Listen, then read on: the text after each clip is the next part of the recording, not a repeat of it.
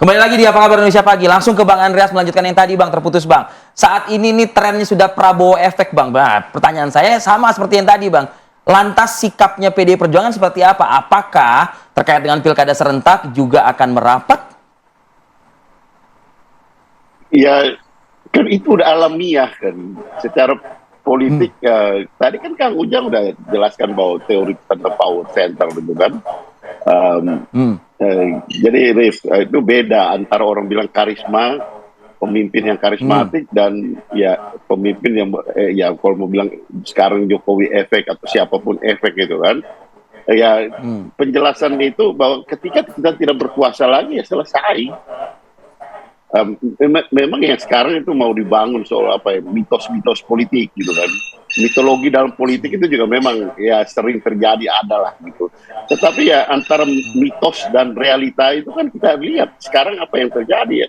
Ini ya akan memudar dengan sendirinya gitu. Makanya kita lihat di apa ya upaya untuk menggandeng efek itu kan misalnya pada Mas Kaisang gitu kan. Survei di Jakarta, survei di ini Jawa Tengah, coba-coba sana, titip sana, titip sini gitu. Upaya untuk menggandeng figur-figur lain yang jelas punya efek gitu, yang punya elektabilitas yang tinggi gitu. Karena memang percaya betul sama elektabilitas, sehingga dengan demikian ya kalau elektabilitasnya misalnya Ridwan Kamil di DKI ini bisa cukup tinggi ya, coba bagaimana kita menggandeng. Tapi kan ya, Golkar juga tidak begitu saja gitu. Itu menunjukkan bahwa memang efek ini ya perlahan-lahan pasti akan memudar gitu, dan akan ya seperti yang lain. Tapi saya katakan Soekarno itu pemimpin karismatik, sehingga meskipun sampai dengan beliau ya tidak ada lagi, selesai tidak memimpin lagi Republik ini, tapi semua orang masih menghargai beliau. Dan kalau mau bilang itu dikatakan efek terhadap PDI Perjuangan, ya ada gitu. Tapi beda dengan yang kita maksudkan ya di sini ya Jokowi efek tadi gitu. Baik.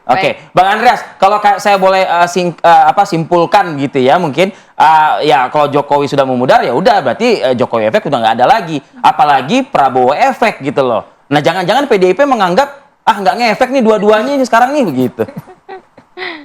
PDI Perjuangan bangun partai dengan itu tadi basis kekuatan struktural mesin partai dengan ideologi. Partai ya. Saya kira dia partai. Di Gerindra pun saya kira mereka mempunyai cara-cara sendiri untuk bagaimana membangun kekuatan partainya gitu.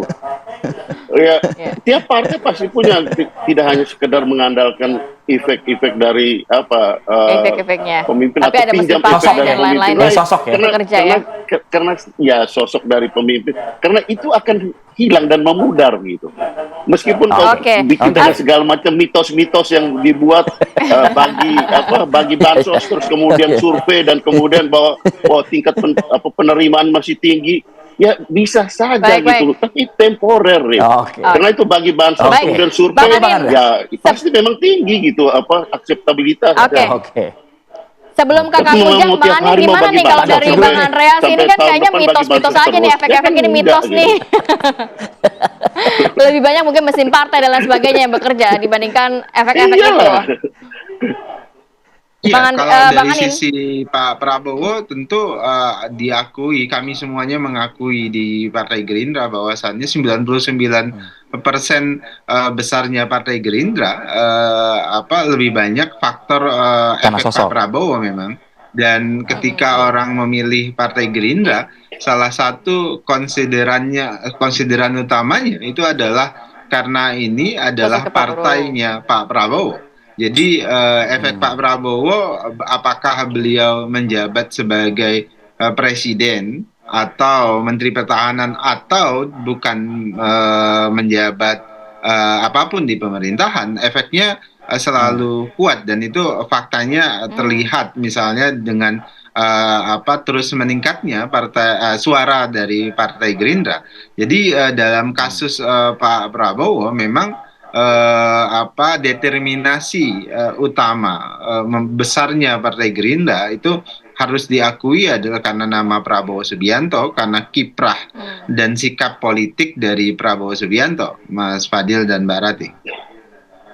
Oke, jadi artinya kalau pandangannya berbeda nih kayaknya ya. jadi artinya kalau misalnya ada yang percaya mesin partai, ya Anda juga mengandalkan sosok partai berarti ya, Bang Anin? Satu hal. Jadi yang harus dipahami adalah besar dan kecilnya partai politik tentu banyak variabel. Tentu kalau selain mesin partai, ideologi, kemudian keberpihakannya dan afirmasinya kepada rakyat. Nah, di sisi lain juga tentu ada variabel tokoh utama.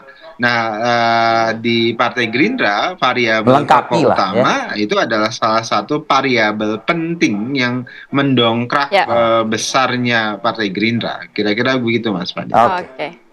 Bagaimana Kang Ujang melihat dua tanggapan yang agak berbeda? Atau mesin nih, gitu. Ya, kalau saya sih begini, misalkan Ibu Megawati, itu kan figur sosok yang luar biasa di PDIP. Ini dampaknya besar. Kakek saya aja ketika 99 ketika masih hidup, mana partainya Megawati? Saya cari-cari partainya Bung Karno, katanya kan. Nah itu kan figur, sosok dan Megawati efek ada gitu ada pasti. Di situ. Dan makanya tokoh-tokoh yang lain juga ketua umumnya ya sosok yang bagus, Gerindra, Pak Surya Paloh, Cak Imin, semua ada. Jadi sebenarnya penting dalam konteks itu. Ya partai penting dia punya ideologi, punya identitas, gitu ya, punya masa penting. Nah, kalau saya kombinasi itu. Tetapi kalau kita bicara tadi efek Pak Jokowi, efek ke Pak Prabowo kembali, saya melihat di pilkada nih ya, saya survei, saya juga ada pendampingan, saya cek gitu ya. Banyak tokoh-tokoh figur itu mencari Partai Gerindra. Karena dia tahu partainya Pak Presiden. Karena 27 November nanti itu Pak Jokowi, Pak Prabowo sudah dilantik. 20 Oktober, sorry. 20 Oktober, tapi 27 Novembernya pilkada ada. Pencoblosan sudah dilantik. Pak Prabowo artinya sekarang sih semua di Sulteng, bahkan di daerah tertentu yang tadinya misalkan di Tangsel, yang tadinya ada ingin melawan kota kosong, incumbent-nya, tahu-tahu ada Gerindra menyodok dengan Ariza dan Marcel. Lalu di Banten juga yang airnya sudah kuat, Gerindra juga mengusung. Tapi dulu Jokowi efek 2014 hanya 1-2% katanya. Ya itu Bang Andreas yang tahu ya. Tetapi saya meyakini tadi, bagaimanapun kekuasaan itu akan menjadi magnet bagi siapapun. Ketika Pak Prabowo berkuasa ya tentu semua kepentingan pendulum itu ada di sana. Nah, itu teori yang sederhana dan umum saja yang terjadi di setiap siapapun yang punya kekuasaan. Jadi saya melihat tetap figur di Indonesia karena kita masih feodal, ya tetap akan dibutuhkan sampai kapanpun. Maka tadi partai politik Ibu Mega, PDI membutuhkan Ibu Mega. Sama juga para politisi hari ini yang mewujud pilkada membutuhkan siapa yang sedang berkuasa. Itu sebenarnya ke situ pendulum kekuasaannya atau pendulum politiknya, dan itu fakta dan realita yang ada saat ini. Ya semua masa pasti ada akhirnya kan begitu ya. Baik Kang Ujang Komarudin, terima kasih. Bang Andreas Hugo Pardana, terima kasih. Bang Daniel Anzar Simanjuntak, terima kasih juga atas diskusi singkat kita pada pagi hari ini.